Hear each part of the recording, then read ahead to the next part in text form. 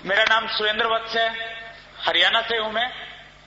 वहां पे एक टाउन है जींद नाम से। पिछले 8 साल से वहां पे मेरा अपना एक बिजनेस है, केबल नेटवर्क है पूरे टाउन में।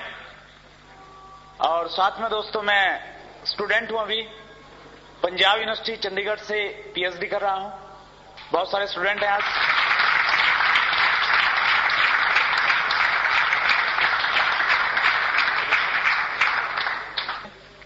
और पिछले 4 साल से आर्ट्स एंड बिजनेस का भी स्टूडेंट हूं, इसको भी सीख रहा हूं। बहुत लक्की हूं मैं, और बहुत लक्की हैं आप सब लोग, क्योंकि हम सब की जो कॉमन अपलाइन है वो एक ऐसे महान व्यक्ति हैं जिन्होंने आर्ट्स एंड बिजनेस में एक इतिहास रचा है, जिन्होंने आम व्यक्ति को ये बताया कि कपड़े की किट खरीद के 1 करोड़ रुपया कमाया जा सकता है। आर्ट्स एंड बिजनेस के पहले करोड़पति कोठारी साहब।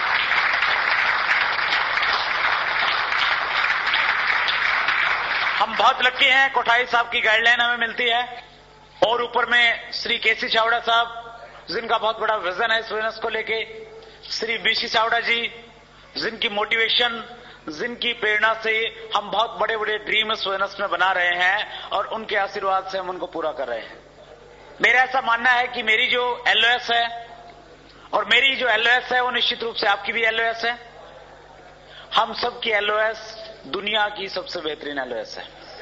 सबसे बेहतरीन लोग हैं वो, सबसे अच्छे टीचर हैं वो, जो हमें एक आम व्यक्ति से खास व्यक्ति बनाने के लिए जिनका संकल्प है। आज से 4 साल पहले ये बिजनेस मेरे लिए अजनबी था। पहली बार मैंने नाम सुनाई दिया था आरसीएम।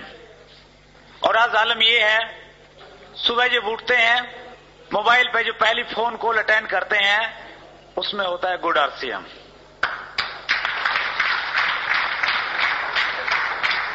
और दिन में पता नहीं कितने बार गुड आरसीएम होता है, और रात में भी सोते टाइम फोन की जो लास्ट कॉल होती है या श्रीमती जी जो बोलते हैं वो भी एक ही चीज बोलते हैं, गुड आरसीएम। यस, इतना रम गया ये अंदर में। मात्र 4 साल का टाइम पीरियड हुआ है फ्रेंड्स। 4 साल पहले जब मैंने मार्केटिंग प्लान देखा, मेरे दिमाग में भी कई सारे कंफ्यूजन थे इसको लेके।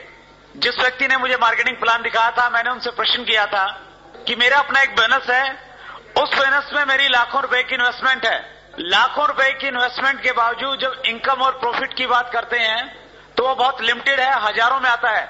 और जब कंपटीशन होते हैं तो आता नहीं है, घर से देना पड़ता है। और आप यहां पे बता रहे हैं कि कपड़े की एक किट खरीदें, आपके घर में लाखों रुपए महीना की इनकम आ सकती है। मैंने उनसे कहा कि मेरा बिजनेस को लेके जो तजुर्बा है, जो एजुकेशन बिजनेस की आज तक मुझे मिली है, वो एजुकेशन ये कहती है अगर आपने 1 लाख रुपए महीना कमाना है, एक ही तरीका है, आपके पास में 1 करोड़ रुपया होना चाहिए। अगर 1 करोड़ रुपया है, उस 1 करोड़ रुपए का कोई भी काम करके शायद आपको 1 लाख रुपए महीना की इनकम आ जाए, लेकिन कपड़ा पहनने से 1 लाख रुपए महीना की इनकम आएगी, ये कैसे पॉसिबल है? इस प्रकार के तरह तरह के प्रश्न जो पहली बार मैंने मार्केटिंग प्लान देखा मेरे माइंड से पैदा हुए। मैं बहुत सीरियस नहीं था, उसके बावजूद भी मैंने इस बिजनेस को ज्वाइन किया। पता है क्यों? इसलिए क्योंकि मैं एक अच्छे दोस्त को नाराज नहीं करना चाहता था। मेरे को लगा अगर ये किट नहीं खरीदा तो ये दोस्त कम से कम 1 महीने तक बात नहीं करेगा मेरे से, कि मैं उसकी नेचर को जानता था। मैंने किसी व्यक्ति को ओबलाइज करने के लिए 1260 रुपए दिए, एक फोरम पे साइन कर दिए, किट ले ली। किट लेके भी मैं घर पे नहीं गया, मेरा अपना जो केबल नेटवर्क का बिजनेस है उसके ऑफिस में जाके उसको रख दिया। क्योंकि शादीशुदा लोगों के साथ में एक दिक्कत होती है, जब कुछ भी सामान लेके जाते हैं तो उस पर बहुत बड़ी छानबीन होती है, तहकीकात होती है, कितने का लाए, कहां से लाए, क्यों लाए। सो मैं किसी पंगे में नहीं पड़ना चाहता था। मैंने सोचा किसी मौके पे ले जाएंगे। सो बहुत सीरियस नहीं था, इसलिए मैंने काम नहीं किया इस बिजनेस को लेके। इवन मैंने ये भी नहीं देखा कि इसमें कितने कपड़े हैं, पैंट शर्ट क्या है क्या नहीं। 3 महीने तक काम किया तो केवल मात्र एक किया। जब भी मेरी अपलाइन का फोन मेरे पास में आता था, मैं हर बार कोई ना कोई नया बहाना उसको बना के बता देता था। कभी मैं उनको कहता, वो कहते कि इस महीने आप अच्छा काम करो, मैं आता हूं, आप मीटिंग रखवाएं। मैं उनको कहता इस महीने मीटिंग नहीं रखेंगे, क्योंकि इस महीने इंडिया और पाकिस्तान की क्रिकेट की श्रृंखला चली हुई है और बहुत सारे लोगों के घरों में केबल के कनेक्शन लगाने हैं। कभी मैं कहता कि अब की बार तो यूनिवर्सिटी में जाना है, स्नैपसिस सबमिट करने हैं, तो कभी मैं परिवार के किसी व्यक्ति को बीमार कर देता और कई बार किसी व्यक्ति को ऊपर भेज देता, दूर के रिश्तेदार को। दूर के रिश्तेदार की कोई डेफिनेशन नहीं होती ना। यस, और ये एक ऐसी चीज है, फिर कोई भी बंदा बोलता नहीं, ज्यादा बिजनेस की बात नहीं करता। वो पूछता अच्छा कैसे हुआ, क्या हुआ, क्यों हुआ, और छुट्टी मिल जाती है कुछ टाइम के लिए। सो 3 महीने तक ये कार्रवाई चलती रही, लेकिन 3 महीने के बाद इस बिजनेस को लेके जो टर्निंग पॉइंट आया, मेरी जिंदगी का जो सबसे बड़ा परिवर्तनकारी समय था, इस प्रकार की एक मीटिंग में आने का मुझे मौका प्राप्त हुआ। वो भी आना नहीं चाहता था, जैसे तैसे आ गया। और आज शुक्रगुजार हूं सुपर वाले का, उस हालात, उन परिस्थितियों का, जो परिस्थितियां मुझे न चाहते हुए भी इस प्रकार के शानदार लोगों के बीच में बैठा दिया, और बैठाने के बाद ही बिजनेस मेरे समझ में आ गया।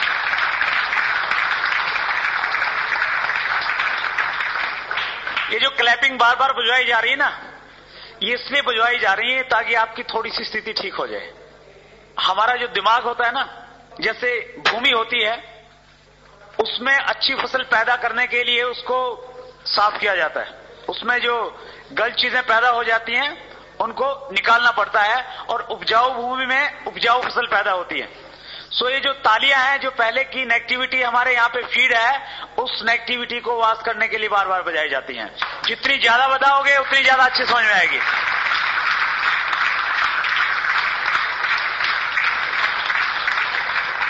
तालियों का क्या महत्व है, ये हेमंत शर्मा जी ने आपको बताया। लेकिन तालियों का सबसे बड़ा महत्व पिछले हफ्ते मुझे समझ में आया, जब मैं जयपुर में एक बहुत बड़ा ऑडिटोरियम है, वहां पे बिरला ऑडिटोरियम, उसके बाहर एक फंक्शन लेके निकला। बहुत एक्साइटिंग सेमिनार थी, वो लगभग 2000 लोग थे वहां पे। और जैसे हम लोग बाहर निकले, 2 डिस्ट्रीब्यूटर, 2 व्यक्ति मैं कहूंगा, आपस में झगड़ रहे थे, आपस में जोर जोर से बातें कर रहे थे। मैं उनके पास में गया, मैंने उनसे पूछा कि भैया आप लोग मीटिंग में थे, मीटिंग में तो अच्छा बोलना सिखाया जाता है, प्यार करना सिखाया जाता है, तुम झगड़ क्यों रहे हो आपस में? उनमें से एक व्यक्ति ने कहा कि ये जो सज्जन मेरे पास में है, ये मेरे बहुत नजदीकी दोस्त हैं। मैं पिछले 3 महीने से इनको आरसीएम बिजनेस के बारे में बता रहा था।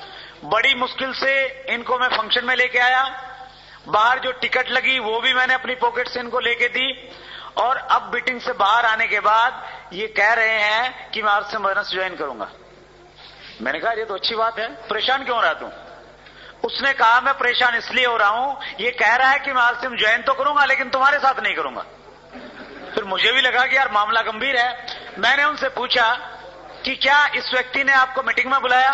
बोले साहब बुलाया। इसने आपकी टिकट ली? बोले साहब ली। फिर मैंने कहा यार तुम इसके साथ ज्वाइन क्यों नहीं हो रहे? उसने कहा कि मैं इसके साथ में मीटिंग में बैठा था, मीटिंग में हर व्यक्ति तालियां बजा रहा था, इससे मीटिंग में ताली नहीं बज रही थी, मेरे को रॉयल्टी पे कैसे लेके जा सकता?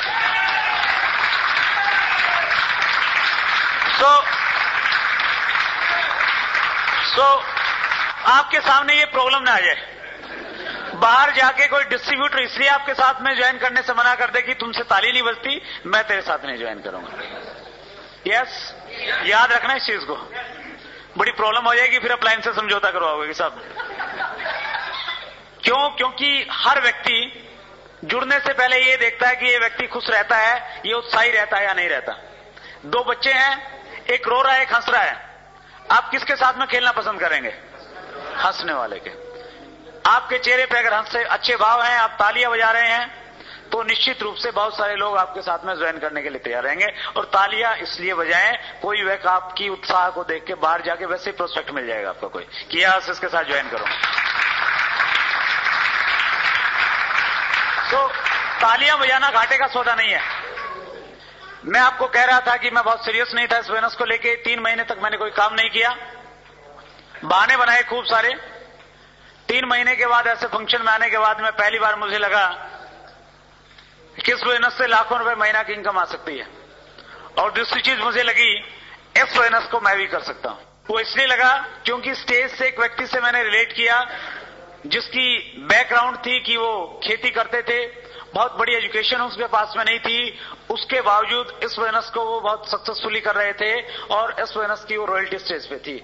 उनको देखने के बाद मुझे लगा कि जब एक किसान जिसके पास में बहुत अच्छी एजुकेशन नहीं है, पहले की भी एजुकेशन नहीं है, इस बिजनेस की भी एजुकेशन नहीं है, जब वो व्यक्ति इस बिजनेस को कर सकता है, मैं निश्चित रूप से इससे तेजी से करके इससे पहले रॉयल्टी पे पहुंच सकता हूं। ये फीलिंग्स आई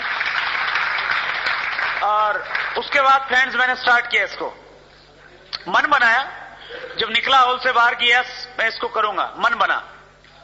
कोई भी नया काम इतना आसान नहीं होता, ये बिजनेस नया था। बहुत सारे लोग कहते हैं कि साहब मेरे पास ऑलरेडी बहुत अच्छा अनुभव है नेटवर्क मार्केटिंग का, निश्चित रूप से बहुत जल्दी कामयाब हो सकते हैं क्योंकि उनके पास में अनुभव है। मेरे पास में कोई अनुभव नहीं था नेटवर्क मार्केटिंग का, मुझे नहीं पता था ये मल्टी लेवल मार्केटिंग। मैं तो इसी प्रश्न पे अटक गया था कि कपड़े की किट खरीदने से लाखों रुपए कैसे आ जाएंगे, यानी इस प्रकार की सोच थी, मुझे जानकारी नहीं थी इस प्रकार के बिजनेसेस को लेके। सो मेरे सामने और थोड़े ज्यादा बड़े चैलेंजेस थे, मुझे जानकारी नहीं थी, ये कारण था। दूसरा कारण था उस टाइम आरसीएम बिजनेस के पास में बहुत सारे प्रोडक्ट्स नहीं थे। तीसरा कारण था हमारे आसपास में कोई व्यक्ति ऐसा एग्जाम्पल नहीं था जिसको देख के हम रिलेट करें और हमें लगे कि ये 2000 कमा रहा है तो मैं भी कमा सकता हूं, ऐसा कोई व्यक्ति नहीं था। और चौथी चीज, इस प्रकार की मीटिंग्स और गुरप्रीत सिंह जैसे लीडर्स प्लान देने वाले हमारे बीच में नहीं थे, बहुत बड़ा अभाव था इस प्रकार का। सो थोड़े मुश्किल रहे, थोड़े चैलेंजेस रहे। आरसीएम बिजनेस ज्वाइन करने के 5 महीने बाद मेरी पहली इनकम आई थी 1560 रुपए की, 5 महीने के बाद। और अब तो स्थिति यह है किसी का अगर 2 महीने चेक नहीं आता वो तीसरे महीने काम ही नहीं करता, कहता कि नहीं भैया बहुत सारी कंपनियां दूसरी में करूंगा, आरसीएम में तो आता है कुछ नहीं। लेकिन फर्क इस बात से नहीं पड़ता कि 5 महीने के बाद मुझे 1560 रुपए का चेक आया, इस बात से बहुत फर्क पड़ता है कि आरसीएम बिजनेस से मेरा पिछले महीने का चेक 6,50,560 रुपए का था।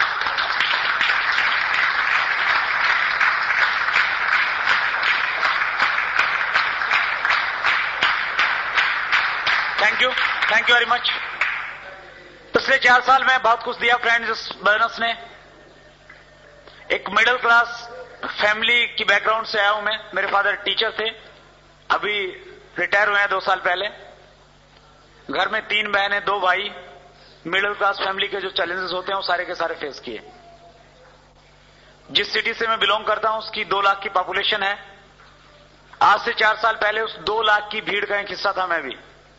लेकिन इस बिजनेस की पावर है कि आज उस 2 लाख पॉपुलेशन के शहर में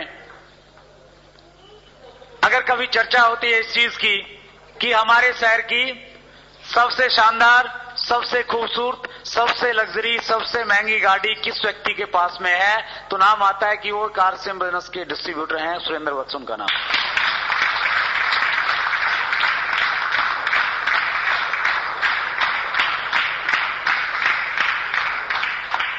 मेरी इनकम टैक्स रिटर्न की फाइल को देख के ऑफिसर्स टकरा जाते हैं। वो देखते हैं 4 साल पहले तो इस नाम की कोई फर्म नहीं था, व्यक्ति नहीं था, ये कौन व्यक्ति कहां से क्या आ गया। और वो मेरे वकील से पूछते हैं कि भैया ये करते क्या हैं, और वो मेरे से वकील साहब कहते हैं मैंने उनको कुछ पढ़ाया हुआ है क्योंकि वो भी डिस्ट्रीब्यूटर है। उनको मैंने बोला हुआ है कि जो बंदा तुम लेके आओगे वो तुम्हारी डाउनलाइन में जाएगा। वो कहते हैं कि साहब वो बहुत बड़े बिजनेसमैन है, उनका हिंदुस्तान के 29 स्टेट में बिजनेस है, बहुत कम टाइम रहते हैं जिनमें मैं प्रयास करके आपको 1 घंटा उनसे मिलवा सकता हूं, पूछ लेना क्या करते हैं। बड़े बड़े जो ईटीओज हैं वो मिलते हैं, टाइम लेते हैं, और उन 1 घंटे में मैं उनको बताता हूं कि ये आरसीएम बिजनेस है, ये फैशन शूटिंग प्राइवेट लिमिटेड है, यहां पे आप 1500 रुपए की किट खरीदेंगे, 2 लोगों को जोड़ेंगे, उनके साथ में काम करेंगे और आप टेक्निकल बोनस पे पहुंच सकते हैं।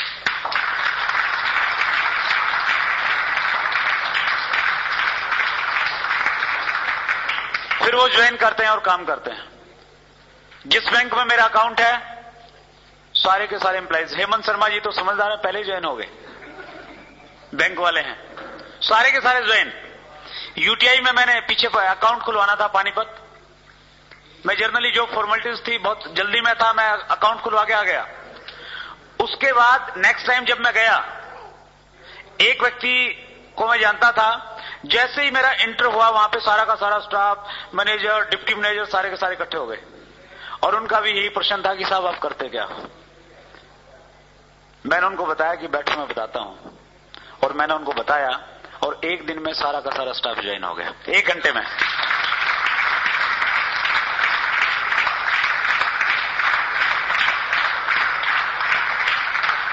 ये सारी बातें मैं आपसे इसलिए शेयर करना चाहता हूं, इसलिए कर रहा हूं, आपके सामने चैलेंजेस, आपके सामने मुसीबतें, आपके सामने जो भी है वो तब तक है जब तक आपको सफलता नहीं मिलती। जिस दिन आप सफल हो जाएंगे, टेक्निकल बोनस पे पहुंच जाएंगे, आप आगे आगे होंगे और लोग आपके पीछे पीछे होंगे कि सर मैं भी ज्वाइन करना चाहता हूं, मेरे को भी ज्वाइन करवा दो।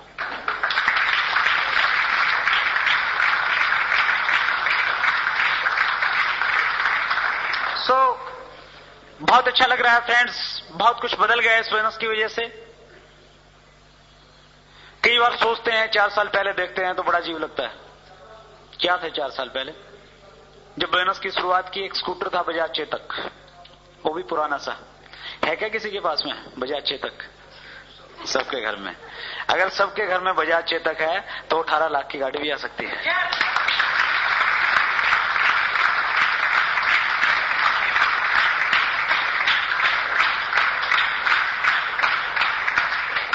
तो बहुत कुछ हो गया उस चेतक की वजह से।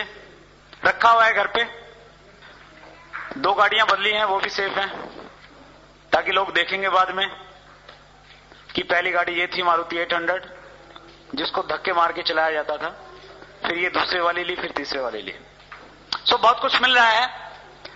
ये चीजें मैं आपसे इसलिए रिलेट कर रहा हूं, इसलिए मैं आपसे शेयर कर रहा हूं कि इस बोनस में बहुत बड़ी पावर है।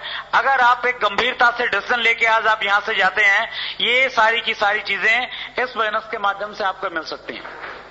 इस बोनस की सबसे बड़ी विशेषता, हमारी ग्रेट अपलाइन बीसी चावड़ा साहब अक्सर शेयर करते हैं कि अगर आप भारत का राष्ट्रपति बनना चाहेंगे तो बनना बहुत मुश्किल है।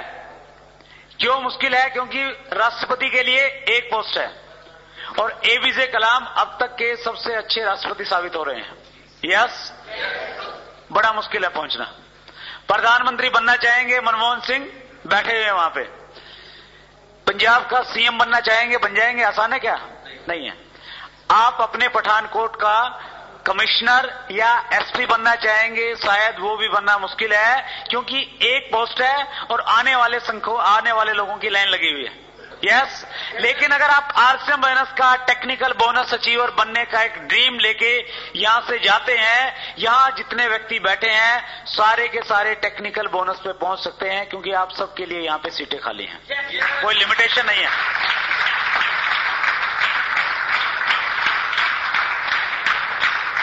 आपको भी ये मिल सकता है सब कुछ, अगर आपने पॉजिटिव एटीट्यूड के साथ ये बोनस किया, सकारात्मक सोच के साथ आपने किया। पैसा कमाना चाहते हैं साहब? बड़ा अजीब सा प्रश्न है, पूछ लेता हूं, फिर भी हाथ खड़ा करें जो चाहते हैं।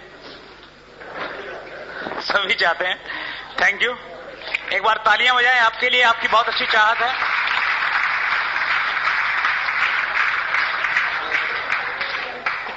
पैसा कमाने के लिए हम 2 काम करते हैं। जे पॉल गेट्टी की मैंने एक बुक पढ़ी, रॉबर्ट कियोसाकी को मैंने पढ़ा बोनस स्कूल में। वो एक चीज लिखते हैं, पैसा कमाने के लिए हमारे पास में 2 साधन है। एक साधन है कि हम जॉब करते हैं। कितने लोग करते हैं? मेरे सीधा हैंड्स, बहुत सारे करते हैं, थैंक यू। पैसा मिलता है जॉब से? मिलता है नहीं मिलता? यस, मिलता है। लेकिन जे पॉल गेट्टी एक चीज और लिखते हैं कि पैसा कमाने के 2 साधन है, जॉब और बोनस, लेकिन अमीर बनने का केवल मात्र एक साधन है, वो साधन है बोनस। जॉब से आप अमीर नहीं बन सकते, कम से कम ये तो गारंटी है। Yes yes. और ट्रेडिशनल बोनस से भी नहीं मिल सकते। जिस प्रकार के बोनस एक मिडिल क्लास फैमिली का व्यक्ति करता है, उससे भी आपको बहुत सारा पैसा नहीं मिलता। सो जॉब और बोनस में क्या होता है, ये चीजें मैं आज सोचता हूं कि अगर बचपन में मुझे पढ़ा दी जाती तो शायद मैं और कुछ होता, लेकिन शायद सही समय पे पढ़ाई गई है, इसलिए मैं कुछ हूं यहां पे। हमारी जिंदगी में कौन घटना कब क्या घटती है, उसके पीछे ऊपर वाले की बहुत बड़ी प्लानिंग होती है। एक बार एक व्यक्ति था, उसको काम की तलाश थी। उसने न्यूज़पेपर में एक एडवर्टाइजमेंट पढ़ी कि किसी जगह पे एक टॉयलेट अटेंडेंट की पोस्ट वैकेंट थी। वो वहां पे गया, जो वहां पे इंटरव्यू लेने वाले थे उन्होंने उसका इंटरव्यू लिया, और इंटरव्यू लेने के बाद में उन्होंने उसके सामने एक फॉर्म रख दिया और उसको भरने के बाद बोले कि आप इस पे अगर सिग्नेचर करेंगे तो आपको ये टॉयलेट अटेंडेंट की पोस्ट मिल जाएगी।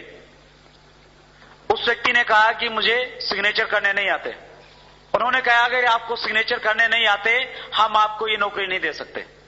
वो वहां से आया, रास्ते में उसने देखा कहीं फलों की दुकान थी, उस पे वो नौकरी करने लग गया।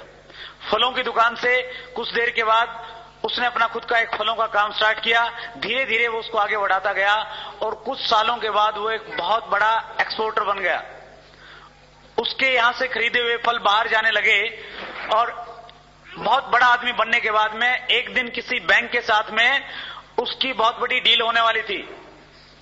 वो वहां पे गया उस बैंक में, और उस डील करने के बाद में उस बैंक का जो सीनियर मैनेजर था उसने कहा कि आप यहां पे सिग्नेचर कर दें। उस व्यक्ति ने कहा कि मुझे सिग्नेचर करने नहीं आते।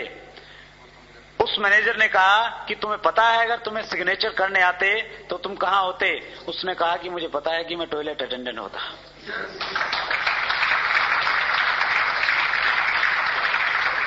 कहने का भाव यह है कि जब भी हमें जो मिलती है वो सही टाइम पे मिलती है। ऊपर वाले की प्लानिंग बहुत अच्छी होती है। आपको अगर ये कुछ लोगों को लगता है कि यार 5 साल पहले अगर हम बोनस में जुड़ जाते तो पता नहीं क्या करते, मेरा ऐसा मानना कुछ नहीं कर पाते, क्योंकि 5 साल पहले बहुत सारे लोग जुड़े थे, वो नहीं कर पाए।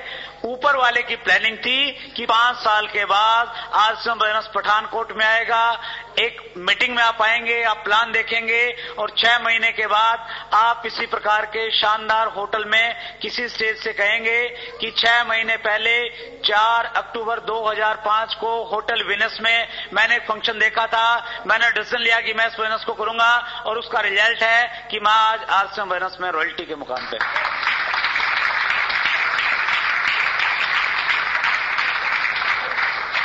तो ये उसकी प्लानिंग थी और शायद उसी की प्लानिंग थी कि ये चीजें मेरी बाद में समझ में आई। जॉब और बिजनेस में क्या होता है फ्रेंड्स, जॉब अगर एक व्यक्ति 20 साल की एज में स्टार्ट करता है तो वो 1-2 दिन या 2 साल के लिए नहीं करता। एक सर्वे है कि 45 साल तक एक व्यक्ति काम करता है। 20 साल की एज से अगर वो स्टार्ट करता है, जब वो 65 साल की एज में पहुंचता है वो काम करने लायक नहीं रहता, इसलिए वो छोड़ देता है। और उसके बाद घर में भी उसकी स्थिति कुछ अजीब सी हो जाती है। एक जॉब वाले की विडंबना देखिए, जब तक वो जॉब में होता है उसका हमेशा पहले नंबर लगता है। अगर घर में बहुत लोग हैं और एक बाथरूम है, सबसे पहले जॉब वाले को नंबर पड़ेगा, क्योंकि घर वाले कहेंगे लेट हो जाएंगे, पहले इसको नहाने दो। ब्रेकफास्ट सबसे पहले मिलेगा उसको। और जैसे ही ये 65 साल की एज में पहुंचता है सबसे पीछे। करना ही क्या है, खाना और नहाना 2 ही तो काम है, करते रहना। बच्चों ने स्कूल में जाना है, उसने ये करना है, ये करना है। सो इस प्रकार की स्थिति होती है 45 साल तक काम करने के बावजूद। और जॉब में जो सिचुएशन है फ्रेंड्स, मैंने एक बुक में पढ़ा, उसमें राइटर लिख रहे थे जिनका जॉब का बहुत अच्छा अनुभव था। जॉब वाले जरा ध्यान से सुने, मेरा भी एक्सपीरियंस है 1 साल का, और जिस राइटर ने ये लिखा है उनका जॉब का बहुत बड़ा अनुभव है। वो राइटर लिखते हैं जॉब जो लोग करते हैं वो विश्व के किसी भी कोने में है, वो इंडिया में है या अमेरिका में है, वो मंडे को वहां पे जाते हैं जहां पे वो जाना नहीं चाहते हैं। उन लोगों के साथ ऑफिस में बैठ के चाय पीते हैं जिनके साथ में वो चाय पीना नहीं चाहते हैं, और उस बॉस को सलाम करते हैं जिसके साथ वो अच्छे ढंग से बात भी नहीं करना चाहते। यस और नो? यस। फिर भी क्यों करते हैं? मजबूरी है। यस। अगर नहीं जाएंगे तो घर में चूल्हा नहीं जलेगा, बच्चों की फीस कहां से आएगी, पेरेंट्स का इलाज कहां से करवाएंगे। करना पड़ता है, वही टेबल, वही फाइल, वही बॉस, जिंदगी भर एक नीरस से जिंदगी करनी पड़ती है, और उसके बावजूद भी पैसा नहीं मिलता।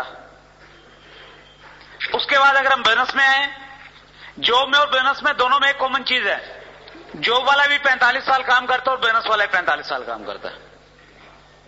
और बिजनेसमैन की तो बड़ी अजीब स्थिति होती है फ्रेंड्स। मैंने दोनों चीजें देखी हैं। मैंने जॉब किया 1 साल एक प्राइवेट स्कूल में, और बिजनेस में हूं मैं पिछले 8 साल से। एक बिजनेसमैन अगर उसका एक अच्छा शानदार शोरूम है, वो अगर 20 साल की एज में अपने शोरूम पे जाना शुरू करता है, उसका जो पहला दिन होता है वो जाता है अपनी दुकान के, अपने शोरूम के स्टर को ऊपर उठाता है और दिन भर वहां बैठ के ग्राहकों का इंतजार करता है। अपनी शॉप में वो बहुत अच्छी अच्छी चीजें लिखवा लेता है कि ग्राहक मेरे लिए भगवान है, ग्राहक की संतुष्टि ही मेरा ध्येय है। यस, लेकिन अंदर से वो ये सोचता है कि ये जो आया है ना, इसकी जेब में जितने पैसे हैं सारे के सारे निकलवा लूंगा। यस, वो कहते हैं कि मुंह देख के टीका लगाते हैं। कार में आया तो ज्यादा मांग लूंगा, साइकिल पे आया तो सोचूंगा कि ज्यादा इसके पास नहीं होंगे, कम ले लूंगा। यस यस, दिन भर वो यही काम करता है और रात में क्या करता है, जो सर ऊपर उठाया था उसको नीचे कर देता है और जाके घर पे सो जाता है। ठीक, दूसरे दिन क्या करता है, वो वही करता है। डलहौजी घूमने के लिए तो नहीं जाता, नहीं जाता। 2 साल बाद क्या करता है, स्टर ऊपर नीचे। 10 साल बाद, 20 साल बाद, 45 साल तक उसका एक ही काम है, सुबह आना, स्टर ऊपर करना, रात को नीचे, स्टर ऊपर, स्टर नीचे, स्टर ऊपर, स्टर नीचे। और ये भूल जाता है वो कि ऊपर वाले ने तुझे पैदा क्यों किया है। उसकी समझ में शायद ये आता है कि ऊपर वाले ने एक ही काम सोचा है कि बेटा जाओ, 20 साल की एज में तुझे काम दूंगा और एक ही काम है, जिंदगी भर स्टर ऊपर करते रहना, नीचे करते रहना, ऊपर करते रहना, नीचे करते रहना। और वो बिजनेसमैन बेचारा सोच भी नहीं पाता कि वो क्या कर रहा है, फुर्सत ही कहां सोचने की। आप किसी को बुलाइए ना आरसीएम बिजनेस की मीटिंग में, कहेगा टाइम नहीं है, फुर्सत नहीं है। 4,000 रुपए महीना कमाने की फुर्सत है, जहां से 4 लाख मिल जाता है, वो बात सोचने की फुर्सत नहीं है लोगों के पास।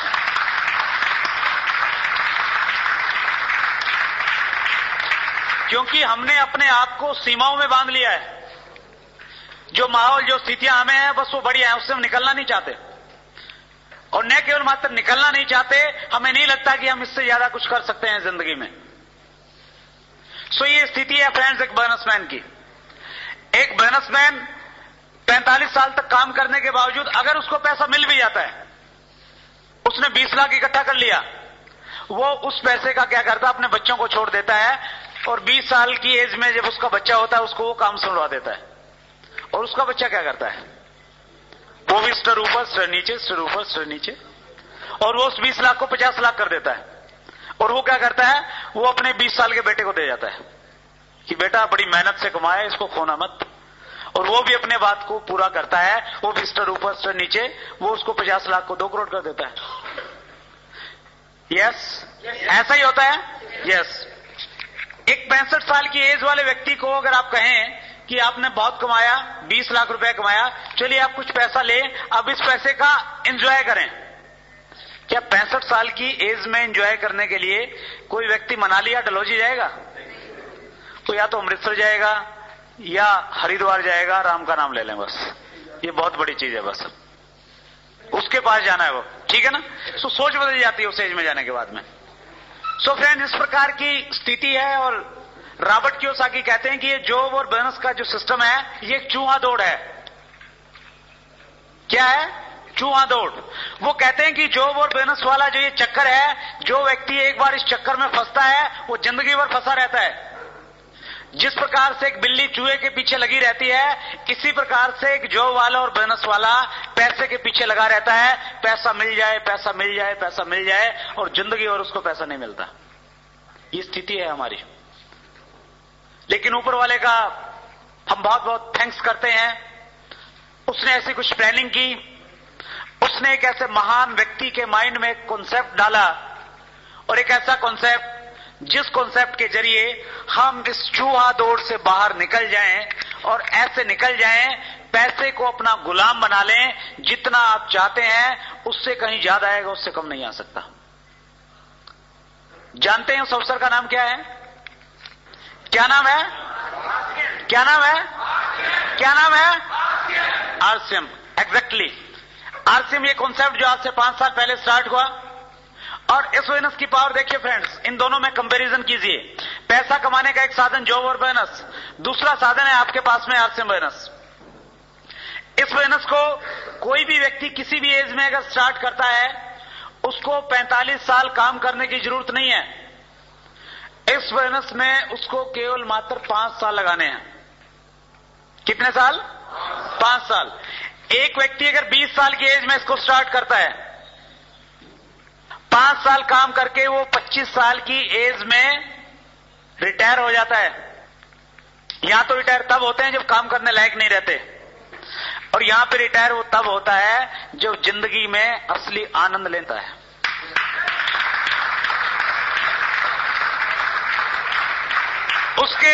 उसके पास में टेंशन नहीं होती पैसे की, और सबसे बड़ी चीज उसके पास में समय की चिंता नहीं होती, जहां मर्जी जाए। बहुत सारे स्टूडेंट हैं हमारे बीच में, कुछ ऐसे भी हैं जिन्होंने अभी तक शादी नहीं करवाई है। लक्की लोग हाथ खड़ा करेंगे एक बार? बहुत सारे हैं। तालियां हो जाए एक बार। एक बहुत अच्छी बात बता रहा हूं आपके लिए।